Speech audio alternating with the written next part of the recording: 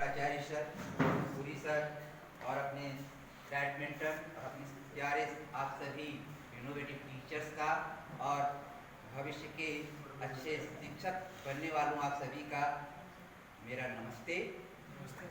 आप सभी के सामने सर एक छोटा सा मैं अपना TLM के माध्यम से साइंस के एक ऐसे लर्निंग आउटकम जो कि पूरी दुनिया में एक भयावह स्थिति आने वाली, वो है जल है तो जीवन है, जल नहीं है तो जीवन नहीं होगा। तो मैंने एक कबाड़ से जुगाड़, ये देखिए ये है ना, ये जो भोजन वाली क्या होती है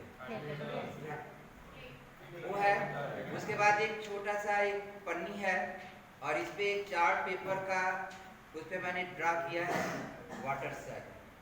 यानी मैं आपके सामने वाटर साइकिल को इस एक्टिव मॉडल, ये this is the active model मैंने बनाया है कबाड़ से जुड़ा।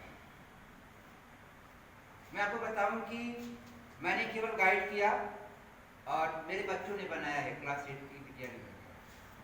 तो वाटर साइकिल साथियों, इसके माध्यम से हम class 4, class 5, class 6, class 7, class 8 यहाँ तक कि बड़ी कक्षाओं में भी हम वाटर साइकिल को समझा सकते हैं।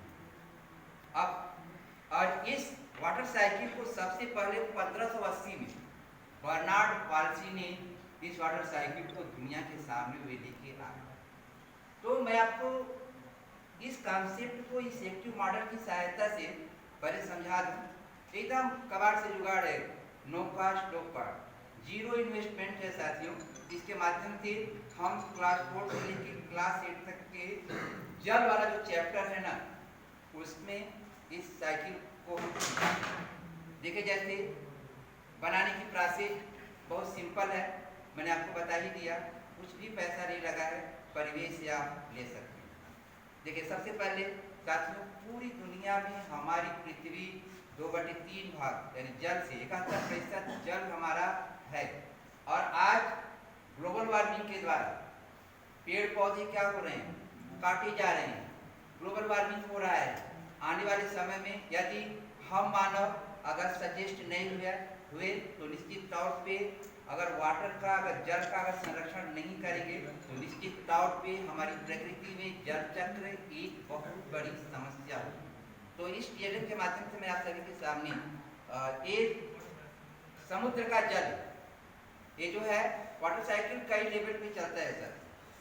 समुद्र में वाटर साइकिल, सी वाटर साइकिल, तालाब का है तो पांड वाटर साइकिल, नदियों का है तो रिवर वाटर साइकिल। यानी वाटर हमारे जहाँ है, जिस वे में है, जिस टाइप में है, वहाँ की वाटर साइकिल पूरी प्रकृति में वो चलता रहता है। यहाँ पे मैंने सी वाटर साइकिल बनाया। तो देखिए यहाँ पे ये समुद्र है, समुद्र में जल जीव जंतु रहते हैं। सूर्य दुनिया का सबसे बड़ा सौर ऊर्जा का स्रोत है, जिसकी आयु कम से कम 5 बिलियन है। 10 बिलियन में सूर्य भी खत्म हो जाएगा तो ब्रह्मांड में क्या होगा हम नहीं जानते। जब सूर्य का प्रकाश जब वाटर पे पड़ता है तो गर्म होता है, गर्म होता है तो उसमें से वाष्प निकलता है। अब देखिए मैं आपको अभी एक्टिव बनाने का प्रयास कर रहा हूँ। ये आप खुद देख रहे हैं ना, जो नीला है, अभी जब ये गर्म होगा ऊपर आएगा, यानी जल का गर्म होके ऊपर आने की को कहते हैं हम वाष्पीकरण। यानी वाष्प की रीते जो प्रक्रिया होती है वाष्पीकरण, यही वाष्प क्या होता है धीरे धीरे धीरे धीरे संघनित होकर के इस प्रक्रिया को कहते हैं संघनन, कंडेंसेशन। ये संघनित होकर के क्या बनाता है, बादल बनाता है। और यह बादल जब वो पानी से क्या होता है संघनित होकर के जल को क्या करता है, वो ढेर सारा जल के रूप में अगर बन जाता है बादल, तो क्या होता है, बादल आपस में टकराते हैं साथियों, तो क्या होती है, बरसात होती है। और यह बरसात क्या होती है, फिर ये हमारे पृथ्वी पे वो पेड़ पौधों, तालाबों में, समुद्रों में, यानी भूमिगत जल के रूप में वो चला जाता है। और फिर यही जो भूमिगत जल है हम मानव किसान सिंचाई के रूप में पीने के लिए जैसे भी हो दुनिया में वो पानी जहाँ भी होता है, वो जो भी परिवेश में जो भी जीव जंतु या मानव रहता है वो अपने दैनिक जीवन में उसको क्या करता है, उपयोग करता है। तो इस प्रकार से वाटर साइकिल को साथियों इवापोरेशन, कंडेंसेशन, प्रेसिपिटेशन, इसको हम एक आसानी से बच्चों को हम समझा सकते हैं। अब देखिए इस मॉडल को मैंने यहाँ पे सर मैंने एक मैपिंग किया हूँ, ये आप देख रहे हैं।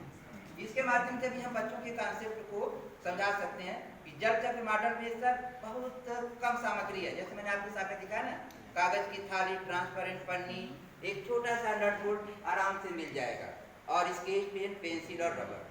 प्रक्रिया क्या है, जैसा मैंने आपके सामने बताया कि कागज की थाली पर चित्र वाटर साइकिल का कहीं से भी चित्र बना लीजिए, और उसके बाद ट्रांसपेरेंट पन्नी को नट बोल्ट की सहायता से क्या है ऐसे लगा लीजिए, और उसके बाद जो एक चित्र बना है, अब देखिए यहाँ पे है ना समुद्री जल, ये वाष्प निकल रही है। जब एक प्रकाश की किरणें जब इस पर पड़ेगी तो उष्मा होगी, और जब ये गर्म होगा तो वाष्पीकरण होगा, फिर बादल बनेगा, और क्या वो कहते हैं संघनन, और वर्षा का जल फिर आता है।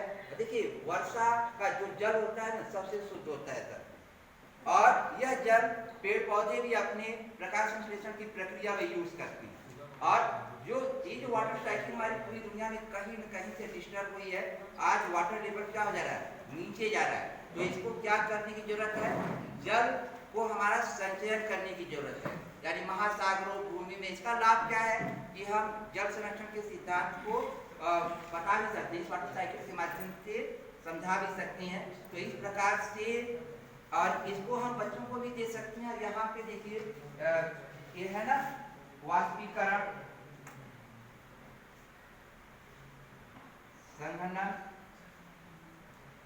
और वर्षा, और फिर आपका अवक्षेपण।